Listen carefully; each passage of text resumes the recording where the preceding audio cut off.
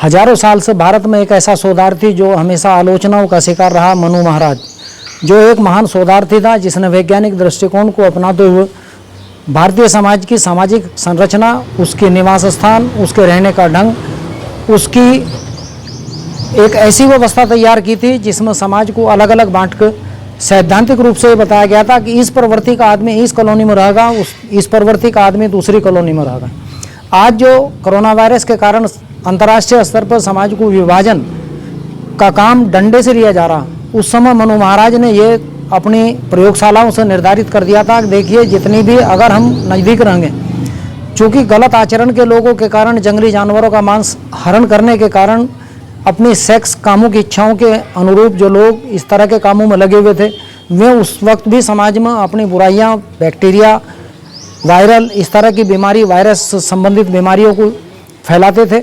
वही सिद्धांत आज विश्व स्तर पर समाज में स्वीकार किया गया। उस सिद्धांत को आज जब डंडे से लागू किया जा रहा, क्या ये छुआछूत अछूत का सिद्धांत लागू नहीं हो रहा?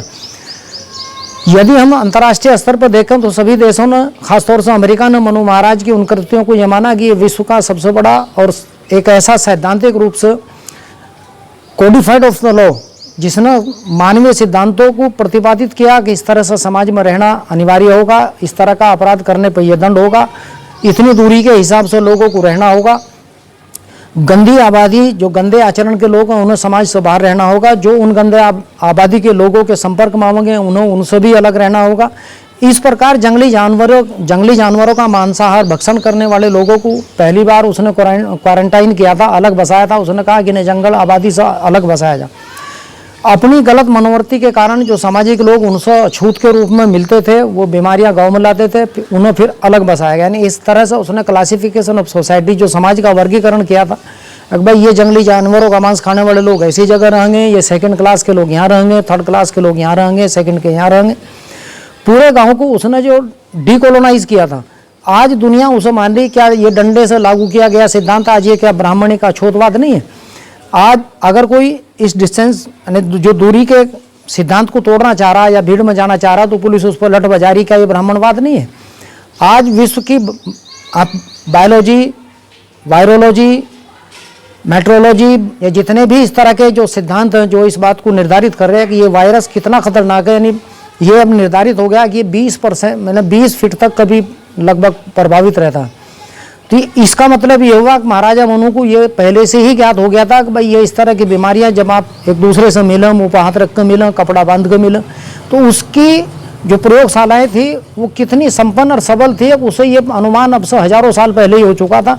एक इस तरह के आचरण के लोग जो मानवीय छुआछूत यानी मुँह से, हवा से, आँखों से छोड़ने वाली बीमारी, उन्हें ये दुष्प्रभावित करते हैं अच्छे लोगों को। इसलिए इन्हें अलग तरह से बसाया जा, अलग दूरी पर बसाया जा।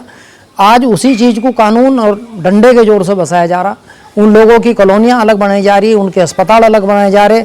घर वाले लोग उनकी लाश को उठाने के लिए तैयार नहीं है। विश्व स्तर पर देखा हम, इटली, फ्रांस इसके एग्जाम्पल हैं, जब घर वाले या परिवार के लोग अपने प्रिय को कभी अंतिम संस्कार तक में भी हिस्सा नहीं ले पा रहे। अगर यही स्थिति क्या भारत में होगी, उसमें जाति और धर्म कोई भी हो, उस वक्त ये सारी जिम्मेदारी सिर्फ यहाँ पुलिस के पास रह जाएगी। कोई आदमी अपने घर के आदमी को भी अंतिम संस्कार में हिस्सा नहीं लेगा, लाशों को हाथ नहीं लगाएगा। क्या ये अछूतवाद नहीं है? इसका मतलब यह है कि मनु महाराज की शोध में ये हजारों साल पहले प्रमाणित हो गया था। उसने ये जान लिया था कि बीमारी जो है हमारे जो शरीर के छिद्र हैं उनके माध्यम से फैलती हैं, चाहे वो नाक से फैले, मुँह से फैले, आँखों से फैले, या किसी के छुआछूत हाथ के छूने से फैले। भारत का गरीब से गरीब आदमी भी अपना भजन और भोजन एकांत में करता था। यानी भोजन लिया, अपना दूर जाकर बैठ कर खाना शुरू कर दिया। भोजन बनाने वाली सिर्फ परोस कर देती थी, उसे कोई दोबारा हाथ नहीं लगाता था। आज ही उसी सिद्धांत को विश्व स्तर पर, चाहे आप होटल में देख लें, होटल बंद कर दिए, पैकिंग में देख, खाना पैक करके आप जाकर बाहर खाएंगे, यही व्यवस्था आज पुलिस ने लागू करी। खाने का पैकिंग दे दिया जाएगा, चाहे वो झुग्गी झोपड़ी हो या अमीर आदमी का परिवार हो, उसे कह दिया गन्ना का पैकिंग ले और अपना जाकर अलग बैठ कर खा ले। तो जो आज आधुनिक व्यवस्था की हम बात कर रहे हैं, संविधानवाद की बात कर रहे हैं, क्या मनु का वो सिद्धांत, वो संविधान आज जिसे अमेरिका ने भी माना वो first law giver of the world, इसी कारण उसकी उस प्रयोगशाला के हिसाब से ही उसकी वहाँ स्टैचू लगाई गई अमेरिका में। तो कभी कभी हजारों साल तक एक आदमी जो गैर जरूरी तरीके से सारे समाज की प्रताड़नाएं झेलता रहा, ऐसा मनुवाद एक सिद्धांत बन गया, मनुवाद, अछूतवाद। मनु अछूतवादी नहीं था, मनु एक सैद्धांतिक रूप से व्यवहारिक वैज्ञानिक था। ये अनुमान उसने हजारों साल पहले लगा लिया था। वायरस और बैक्टीरिया दोनों आदमी के नज़दीक आने से बढ़ती हैं।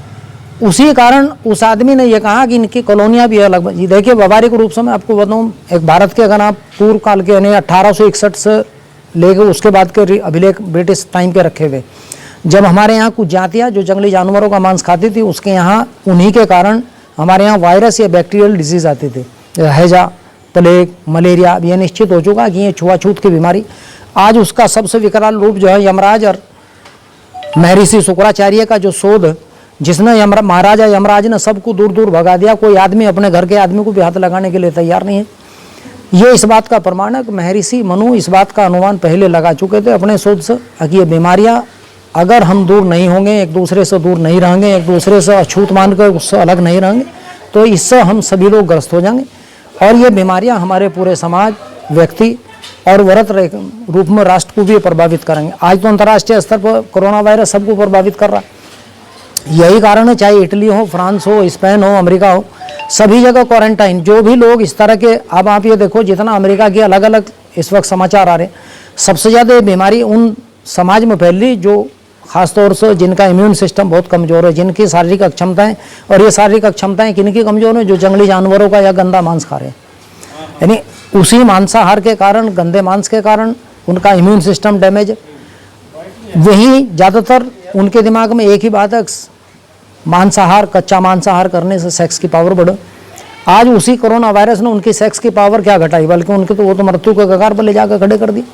इसलिए हम समाज को यही बताना चाहते हैं कि मनु महाराज पर दोबारा शोध हो और ऐसी सकारात्मक शोध हो। क्या मनु वास्तव में ब्राह्मणवाद एक ऐसा सिद्धांत था जो अलगाववाद पैदा करता था, या दूरी बनाकर रखने का एक ऐसा सिद्धांत था जो लोगों को वास्तविक जीवन के उन वैज्ञानिक मूल्यों को स्थापित करता था जिन सिद्धांतों को आज विज्ञान ने माना।